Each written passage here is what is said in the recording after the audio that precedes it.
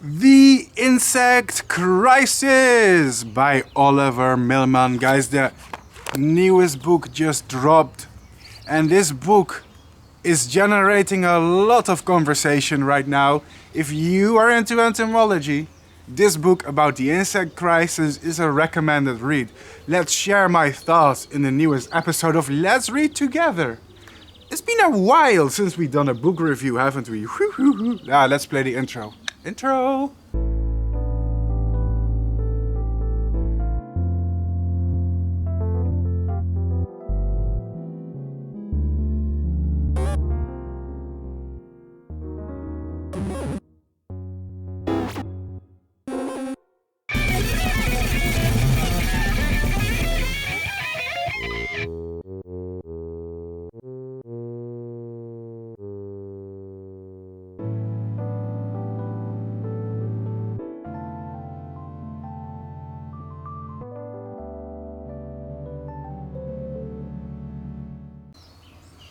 Insects.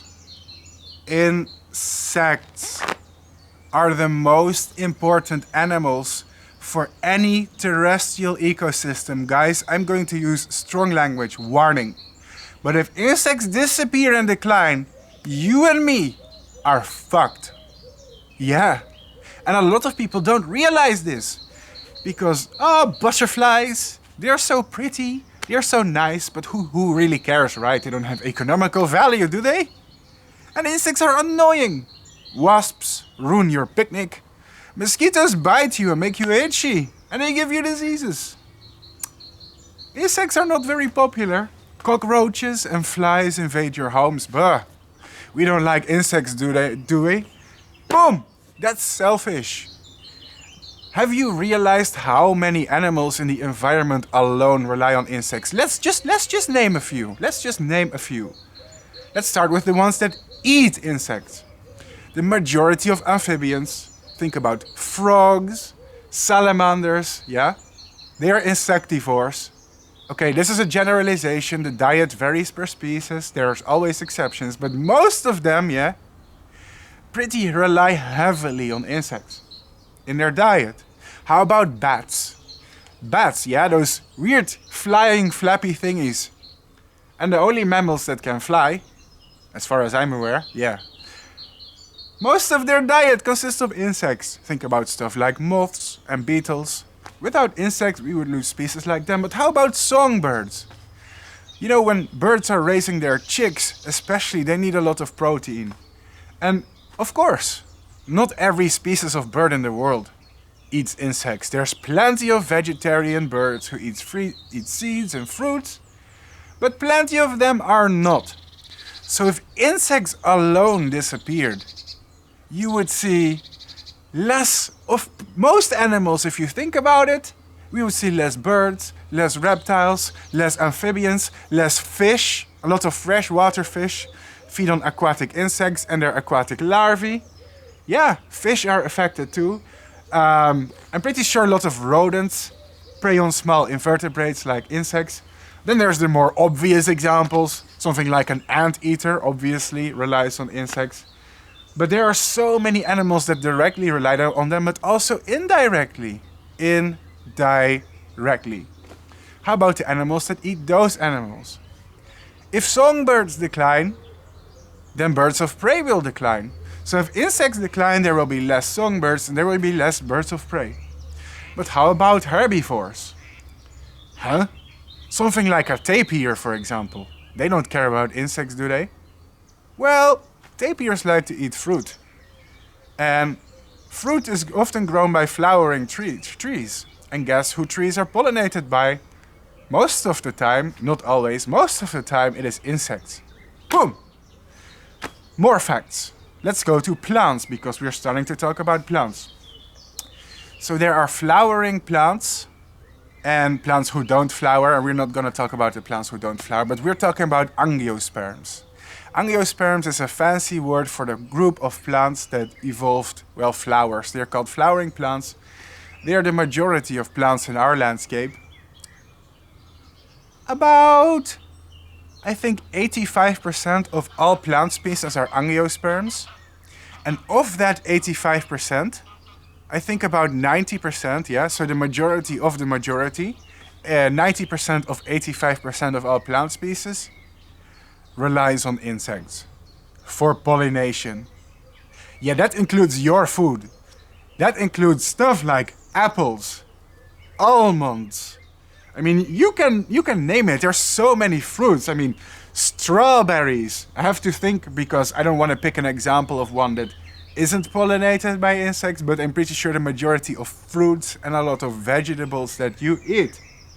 Cucumbers. I mean, I could go on and brainstorm a lot of fruits and vegetables. Truth is, a lot of the stuff that's on your dinner table alone is pollinated by insects. If insects decline, if we lose them, we lose all the other plants and animals. It's a massive, massive problem. Truth is, without insects, a lot of people would starve. Because there would be less food options for us and less food on your table. The amount of food, the diversity of the things we can eat would decline. Not to mention, there's also plants who aren't pollinated by insects, but even they can rely on it. For example, invertebrates improve soil quality. They cycle nutrients around, and without insects, in some cases, the quality of the soil and crops can also strongly decline.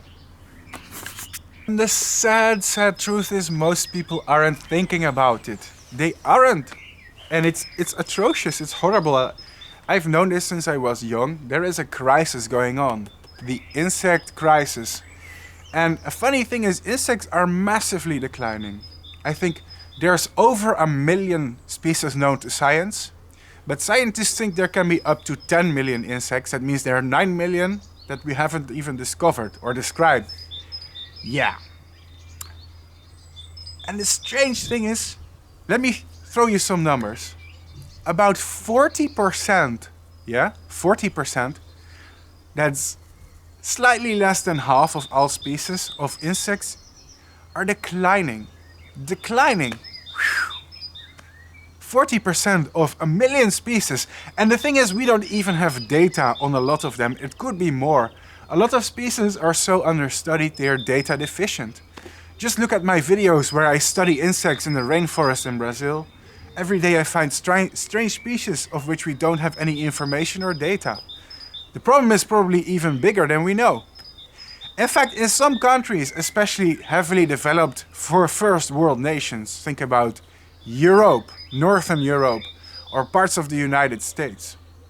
Since the 1980s, insects have declined in these places up to 60 to 80% if we're talking about the terms of biomass. That's horrible. It's an apocalypse, it's a crisis, and nobody is talking about it, nobody is bringing it up. Until we have a book about the insect crisis. Finally, people are talking about it, people are discussing it. Let me give you my thoughts. First of all, I for one am very happy that finally a book on this subject has been published. And I'm very, very happy that it has gained some traction. It's very rare for entomologists to be able to grab the spotlight and communicate these issues to the general public. And I think this book has managed to do what many entomologists have failed to do, which is put a connection between science and the general public. And this book talks about the decline of insects. Now, I read the entirety of it and I'm going to share my thoughts. I enjoyed reading this book. I am positive, although I do have some criticisms. And I'm going to start first with the criticisms.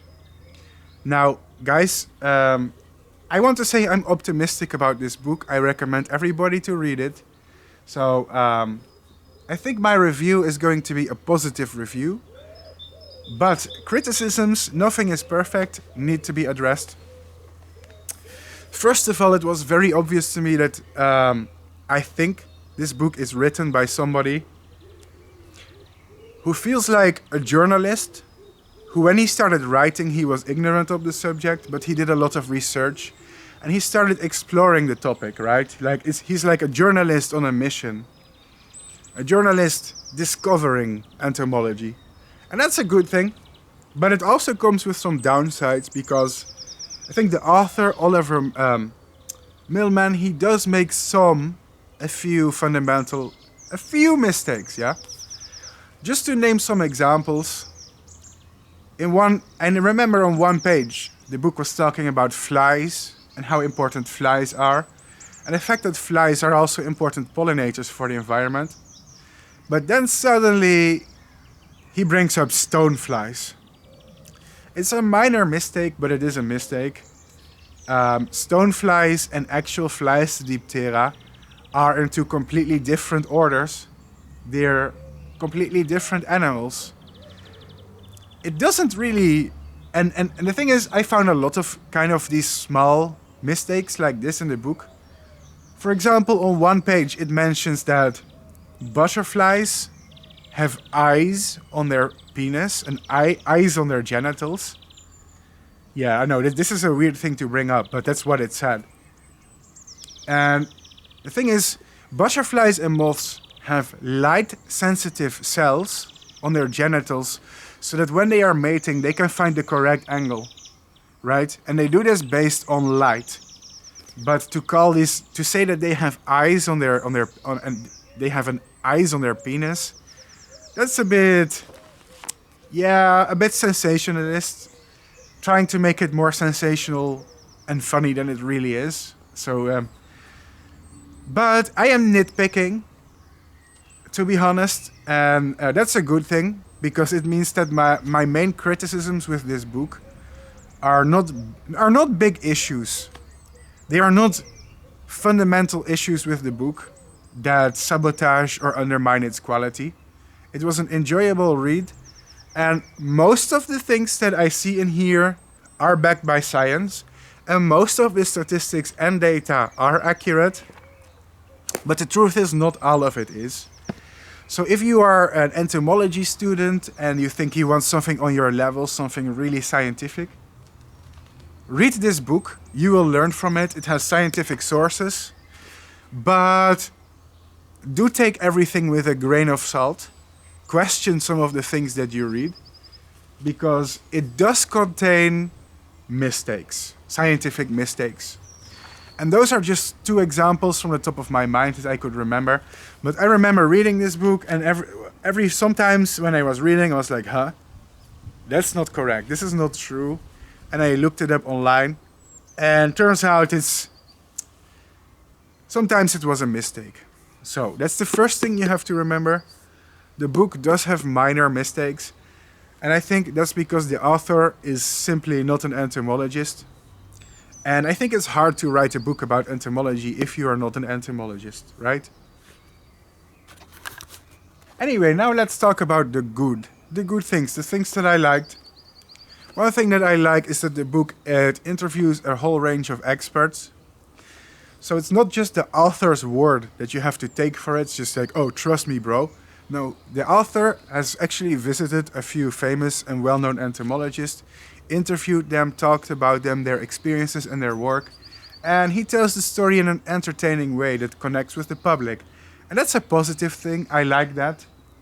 Because I think it's important sometimes to add more sources than just yourself. If you want to have more credibility as an author, it helps to interview people and ask them for their opinion. And I think if you reach a point where you interview several scientists, several people who are knowledgeable on the subject, you have a more well-rounded, a more well-informed opinion. Another thing that I like about the book is the fact that it brings to light a topic that has been frustrating me since I was a child. Yeah, I am kind of an entomologist. It's complicated because I don't have a degree. So I feel bad calling myself an entomologist. I don't want to be a wannabe scientist on YouTube. I'm going to be totally honest with you, my viewers, okay? I am not an academic. I don't have a degree from college, yeah? So I'm not a professor. But I am a researcher. I have published research about insects. I research their life cycles mainly, and that's what I publish about. And I do travel the world to do research. Recently I have been in Brazil to study moths. And I've described a few life cycles of moths that were new to science. So you could call me an amateur entomologist or amateur researcher, but this video is not about me. However, there's a reason that I'm bringing this up right now. And the reason I'm bringing this up is because something I have been doing all my life, during my whole entomological career, and in many places that I've worked, and all the projects that I've done, that includes this YouTube channel by the way, is talking to the general public. How important are insects? How cool are insects? It's so important. Please, people, please think about it. And it's so hard to get my point across. And I'm pretty sure I'm not the only entomologist who is trying. I'm pretty sure there are dozens of entomologists who are constantly talking to the public, doing public outreach, doing science communication about how important insects are. Guys, the pollinators and bees are declining. Guys, butterflies and moths are declining. And many species are going extinct. Guys, freshwater insects are disappearing because the water is polluted or altered in almost every place on planet Earth. And it's just so hard to generate any meaningful conversation about these subjects because people don't really care. And what I think this book really does well is it's a slap. It's a slap across the face for people who read it. Now the tone of this book, I have to say, is very alarmist.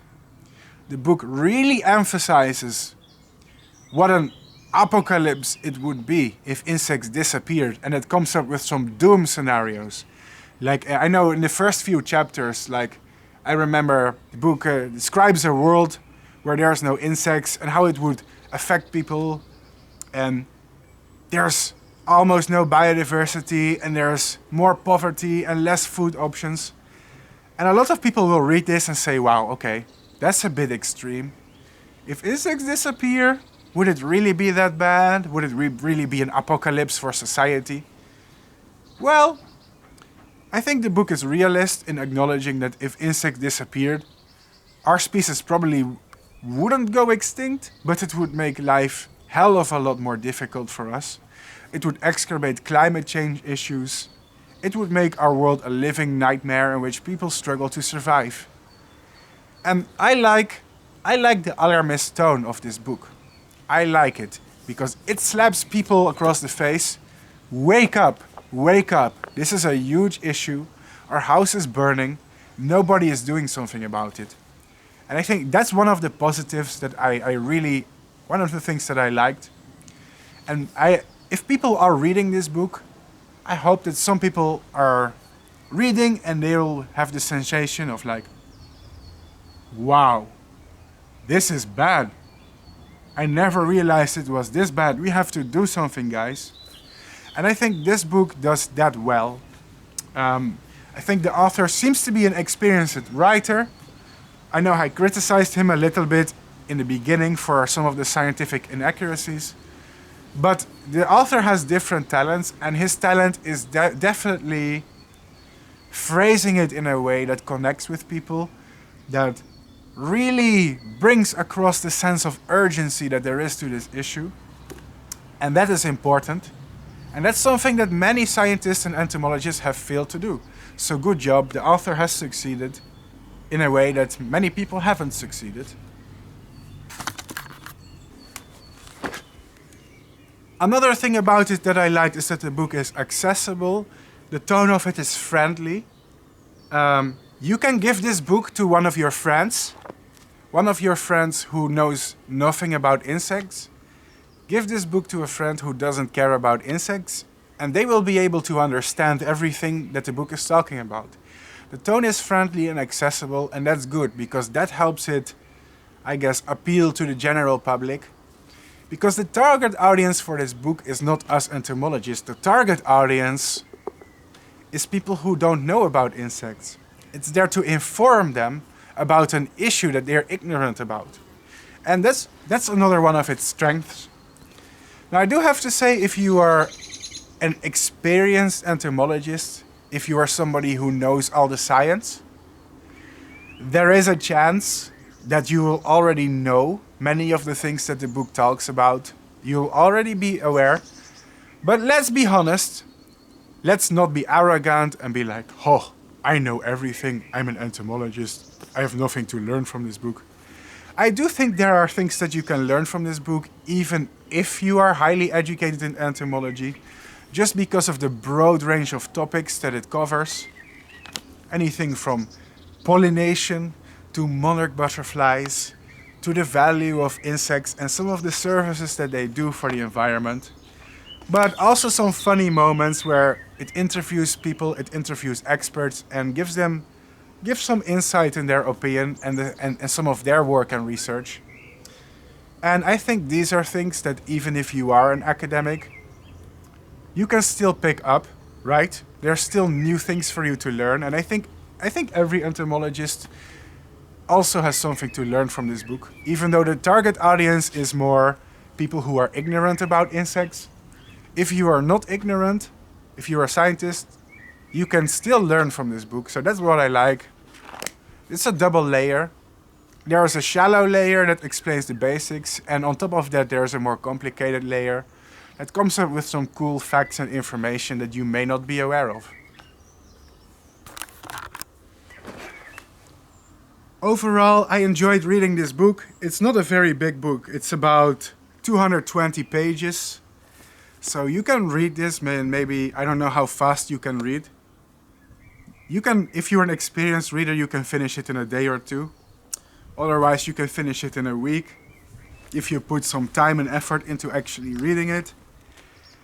And yeah, I'm generally optimistic. I'm happy that a book about this subject that has bothered me all my life is finally having some outreach.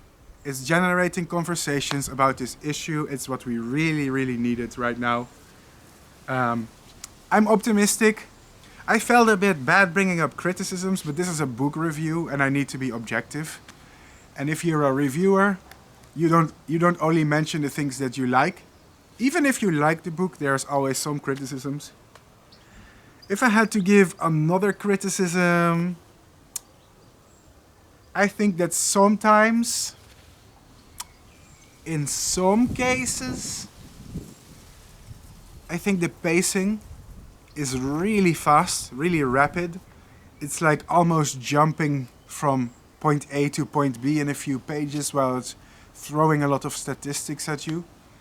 But it's not a major issue, really. It doesn't really subtract from the reading. And it's also the fact that there's a lot of information and science that's being compiled in 220 pages. So I understand the author has to keep it short sometimes, right? If you want to have a book that appeals to the broad public, you don't want it to be 500 pages because, let's be honest, most people are too lazy to read 500 pages. In fact, most people nowadays are too lazy to read 200 pages. Even a book like this, in a world with social media and TikTok and video games where people stop reading books, even that is hard to push out on a topic like insects nonetheless, something that a lot of people don't even care about. But yeah, I also have to say the tone gets sometimes almost uncomfortably alarmist. But then I'm not sure if that's a bad thing. It feels like a bad thing sometimes, but then I'm like, it's also one of its strong points, you know, you want people to wake up, snap out of it, right? You want people to realize how important the issue is. And the truth is, a lot of people don't understand nuance. A lot of people, they need like extremities. You know, you need to be like, oh, if insects go extinct, guys, humanity will collapse. And even if that's not entirely true, I mean, our species may survive, but life is going to be more difficult for us if we just let the whole ecosystem collapse the way it's collapsing now and we don't make any change to our lifestyle. But that's nuance, right? You don't want to be like, oh yeah, it's morally gray, you know, it's in the middle. No, you want to convey how important it is and how much we would struggle if we lost insects. And it's true, we would. It would be horrible. It would be an apocalypse in its own way. I guess I'm more nuanced when it comes to things like that, even though I very much agree with the author. Another thing that I want to say is I have a lot of young people watching my channel. I think about 50% of my viewers are younger than 25 years old. A lot of people watching this are teenagers and young adults. Please read books, guys. Please read books. Now, I'm a YouTuber and I have an educational YouTube channel about entomology and insects. But at the same time, please don't get all your information from social media or the internet.